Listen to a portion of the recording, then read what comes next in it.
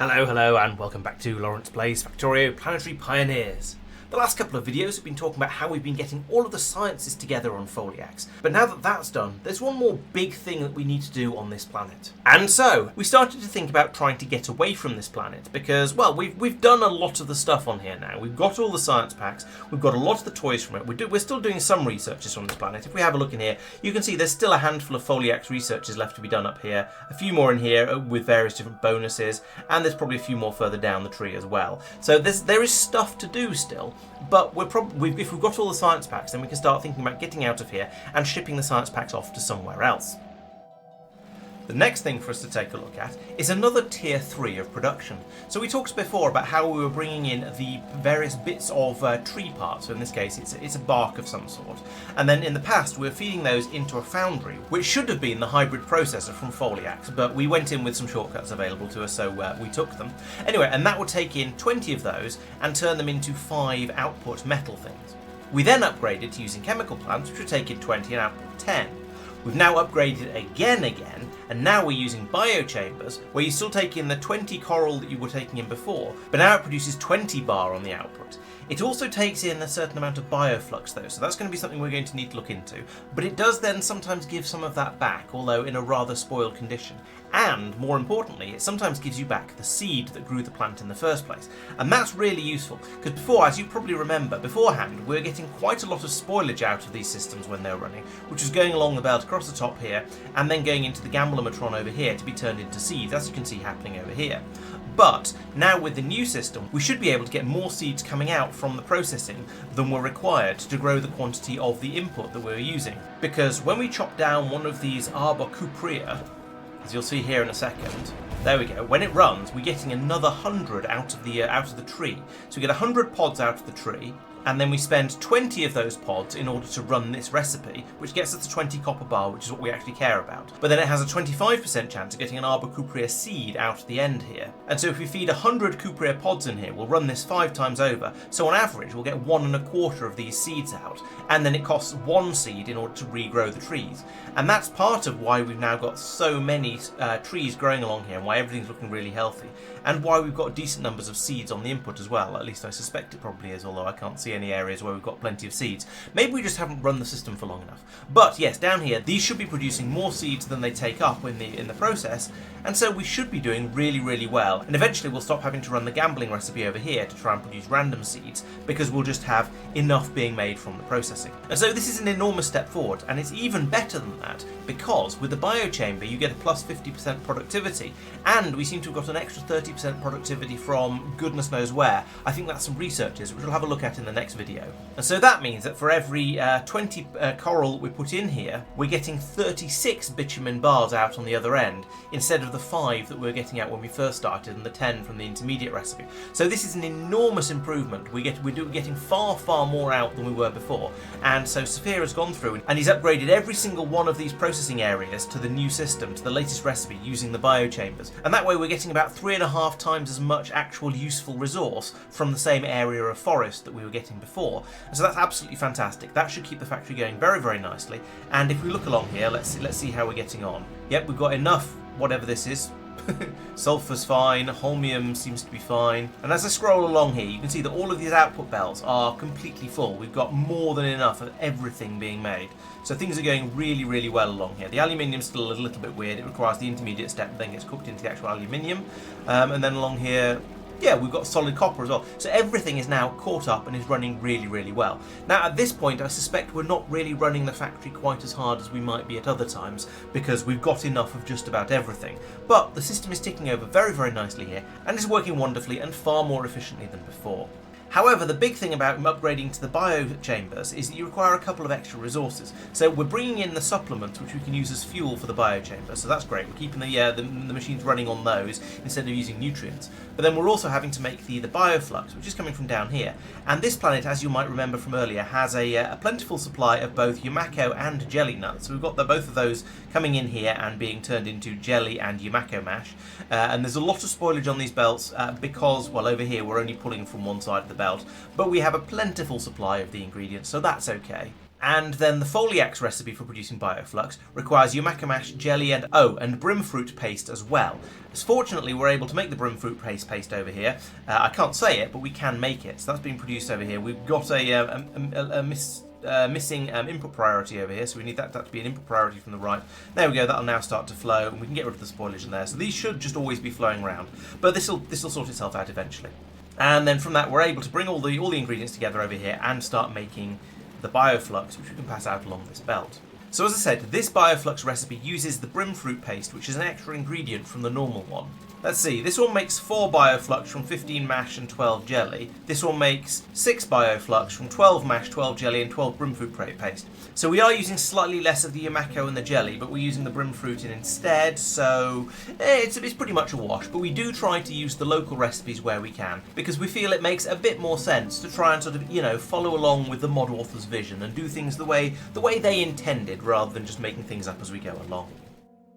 Pulling all of this together has allowed us to do all of the Foliax related researches reasonably easily. However, there have been a couple of major changes over here that have been required. The first one, and the slightly less obvious one, which I'm going to talk about first, is that we're also bringing in, you'll notice we've got the yellow fruit juice bottles coming in here. We've also got the blue isotope juice bottles coming in as well. And that's an additional fuel type that we can bring in to power the labs if we want to. And that's being made over here. And this is a weird one because, you've got the bottle to put the fruit juice into, but you also need to feed in a certain amount of uranium-235, which is kind of expensive and a little bit complicated, and then you also put in the uranium tree part and the fluorine tree part, and a bit of water as well to dilute it all down and make it drinkable, and that makes us Isotope Island Punch. And the reason we do this is that we can use the fruit juice, the Isotope Island Punch, or the Pescado Draft, which we haven't actually discovered yet, in order to fuel the Foliax biolabs.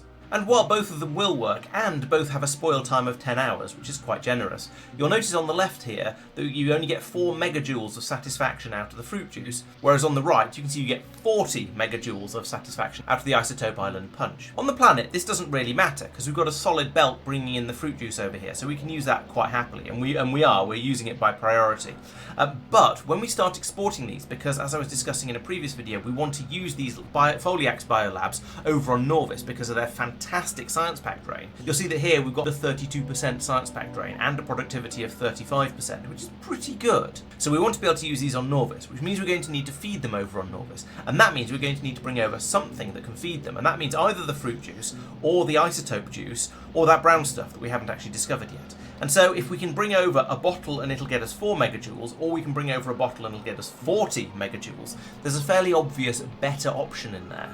And this is why Mark has produced a system over here in order to make the isotope juices. We find that Mark tends to be doing a lot of the nuclear stuff on this planet, because in order to make those, we need a lot more uranium-235, because we weren't getting all that much out. Previously, we were using the uranium separation over here to turn the rods into a load of 238 and a little bit of 235, and that's trickling through here, as you can see. And Mark has expanded the amount of storage space over here as required.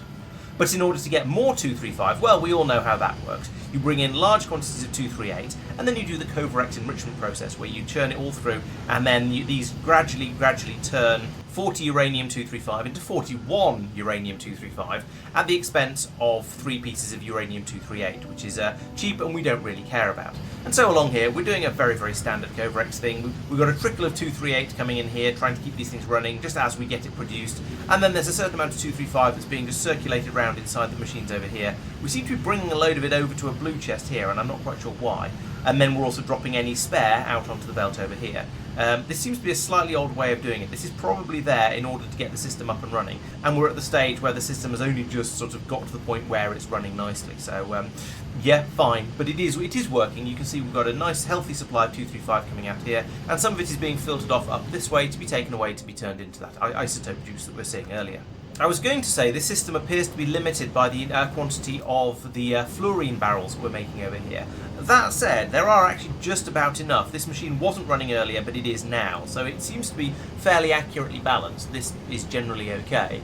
Although we do have a load of scrap being fed up here, which I suspect we're then going to be recycling fairly soon because we don't really have anything else to do with it. But yeah, this system is working nicely. It's producing the rocks that we need for the juice.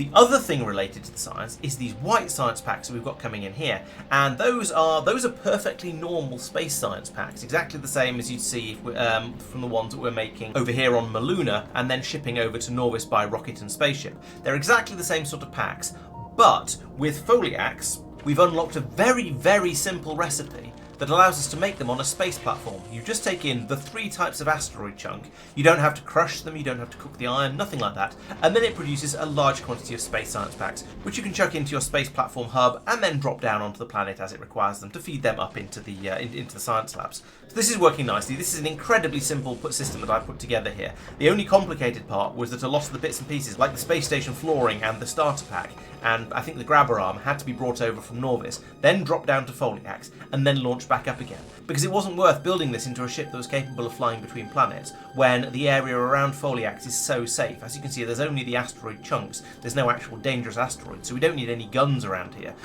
The ship, for what as it is, can just float in space with a bank of solar panels on the back and gradually produce the space science packs. And so Tristan tasked me to get the rocket silos up and running, and on Foliax they're a little bit complicated. You need a bajillion different things. So looking at the list here, well, you need tungsten plate. So okay, tungsten plate, fine. We have tungsten, but we don't have tungsten plate. So we've followed that one back through the tree, and it turns out the way to do that is to bring in tungsten and to bring in molten iron as well. Okay, fine. But to make molten iron, we require lava and calcite, and to make lava, we need to bring in these obsidian sticks and melt them in a chemical plant. So we're bringing in obsidian. That's easy enough because that's one of the raw ingredients on the bus. Dumping them into here. That gets melted into lava, which can go out into these iron pipes, impressively. That gets fed into a foundry over here, where we're doing basically the Vulcanus recipe, except the calcite is in the form of bars instead of in the form of normal calcite. So we can use the calcite and the lava in order to produce plenty of molten iron and a certain amount of stone. Molten iron goes out here, and then it can be mixed with the tungsten bars in order to make tungsten plates. Okay, that works. That's running. That's fine. Good. Okay. What's next? Next in the list is quantum processors. Okay, so we'll need those as well. They're coming in on a belt over here from around here. And so those are being made by Tristan in a couple of EM plants over here. Fine, that makes sense. That's a good place to make quantum processors. How are we doing that? Well, we're bringing in blue circuits, which we've seen before. We're bringing in tungsten triangles. Okay, we haven't really seen those. Where are those coming from? They're coming from all the way down here, where they're made somewhere off in the very far distance by the looks of it. What's going on here? There's a belt that's been broken along here, so that should be like that by the looks of it. Okay, well that's another thing to fix.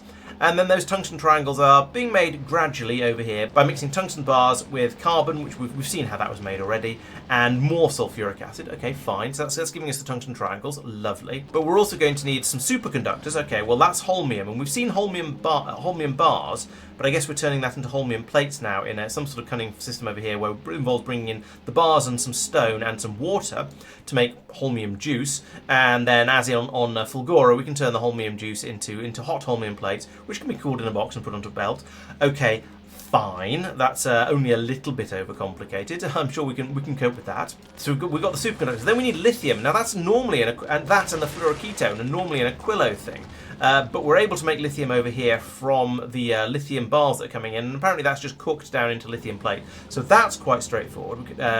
Mike was doing that in order to feed them over here for Tristan, and the fluoroketone has been cooled by Mike here to be fed into these machines. But I think it's being made by Mark somewhere down here. Gosh, this is what I'm saying about Foliax. You have enormous levels of things being put together, but none of the individual things are all that complicated. So over here we're making fluoroketone, lovely, and that involves solid fuel. Okay, so that's coming from light oil, which is coming from I have no idea where.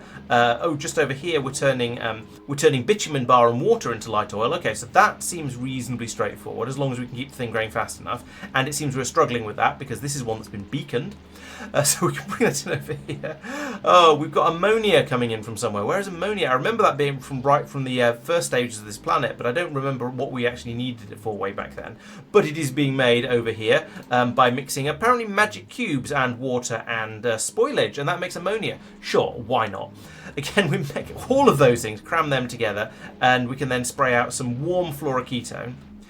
Which we're then able to cool, and then just presumably is that just to pass around in the loop, and we get some of it back? Yes, we do. We get the hot fluoroketone back out again, although not all of it. We do use up half of it, or boil it off, or something like that. But the rest of the stuff, the carbon fibre we've seen before, the processing units we've seen before, and I think that mostly sort of hangs together, especially once we look at the superconductors over here, and that's things we've seen before now. So we've got more of the holmium, we've got some plastic, we've got some copper.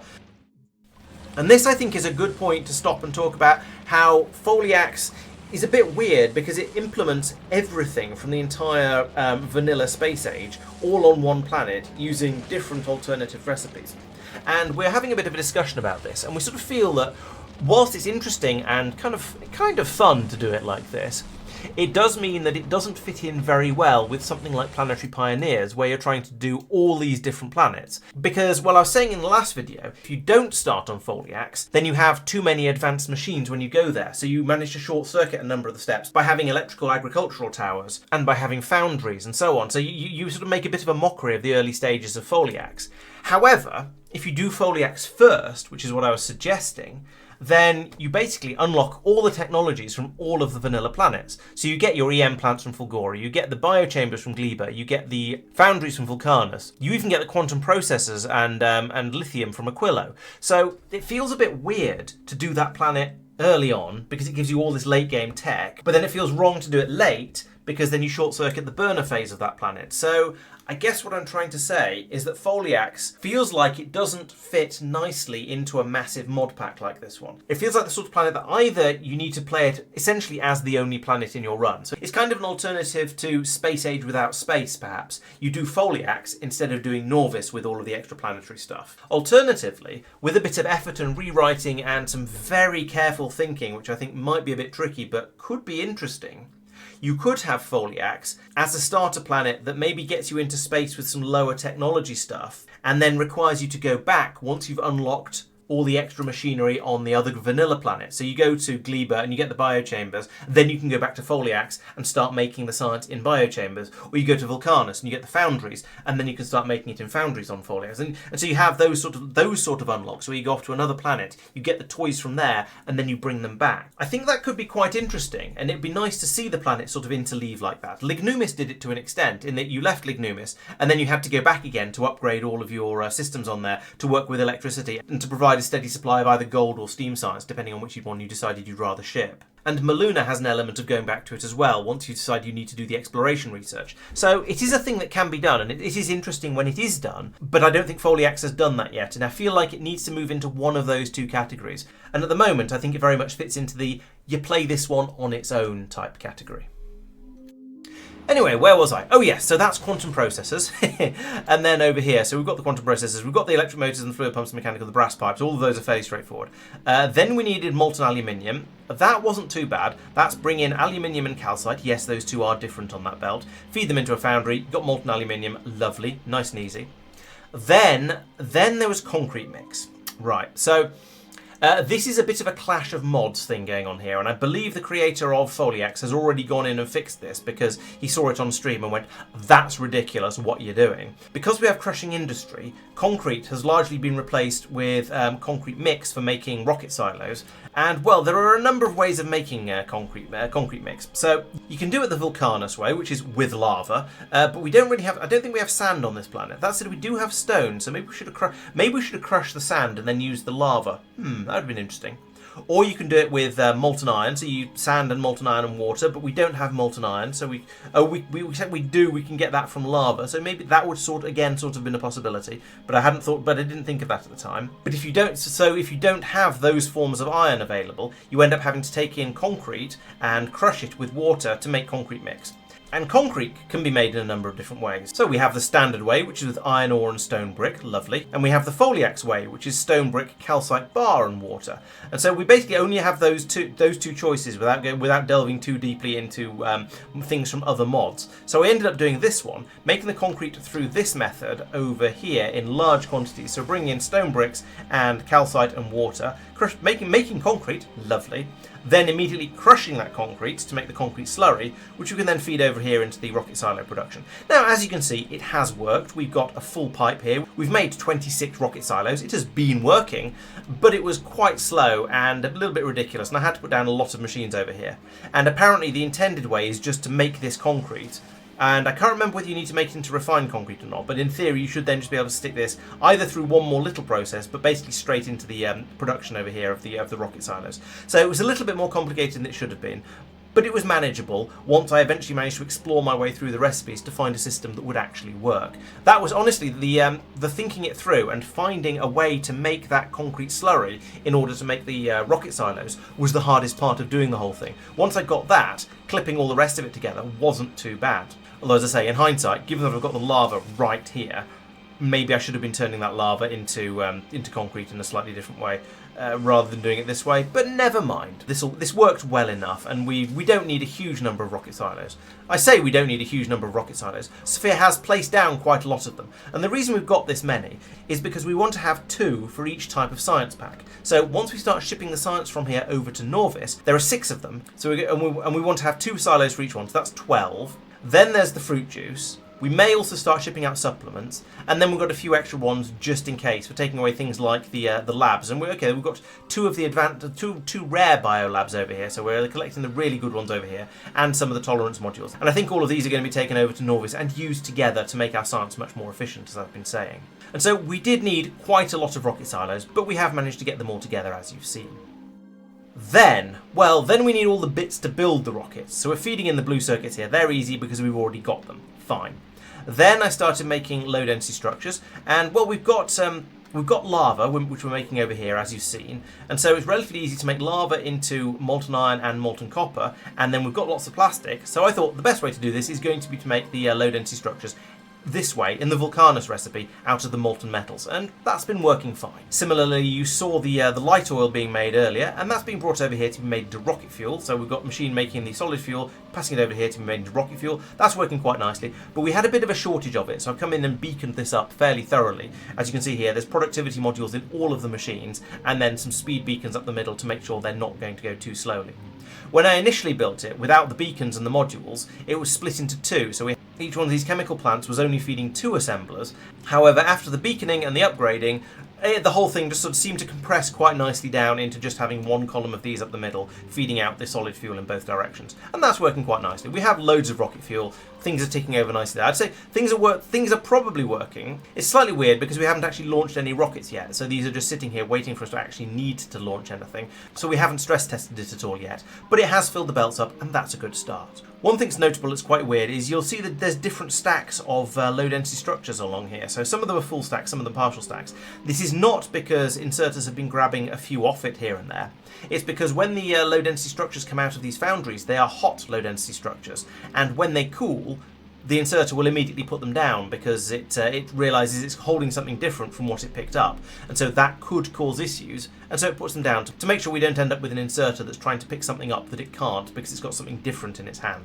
And so that gives us these weird bumpy rows on the belt. But I think we've got more than enough throughput here. If I ever do need more, then we could use both sides of the belt and have some chests down here that act as a proxy to pass them into and then unload them when they're cool and get a full stacks coming out. But I don't think that's necessary. I think this is going to be far more than we need. I also noticed that these 2 rocket silos here have filled up with low density structures.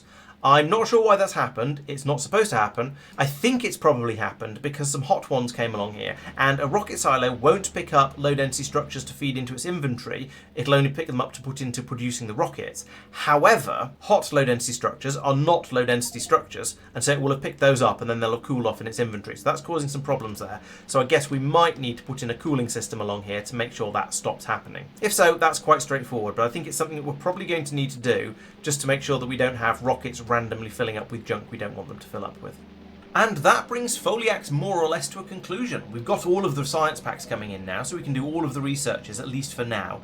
We have noted that there are a few later on in the tree which are going to require other science packs as well as Foliax ones. And at the moment, we're sort of debating whether it's going to be easier to ship out the Foliax science packs from here and take them over to Norvis, or ship them over to whatever planet it is that's producing the other packs, or to ship the other planet's packs over to Foliax and squeeze them in here somehow, perhaps on the other side of the space science belt, although we seem to be using both sides of it at the moment, so maybe that's not going to be so doable. Either of those ideas is certainly possible. We'll just have to wait and see which one we decide is easier.